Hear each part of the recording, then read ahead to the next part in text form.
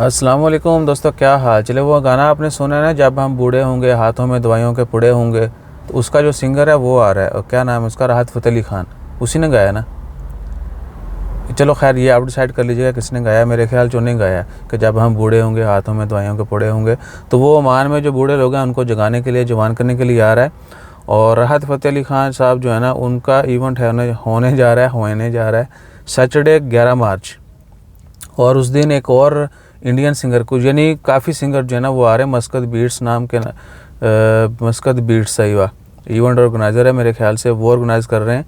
और सैटरडे 11 मार्च को है जी live at Muscat Arena Oman. Automobile association जो है ना वहाँ पर होगा। सुनिधि चौहान है और राहत फ़तेह अली खान है।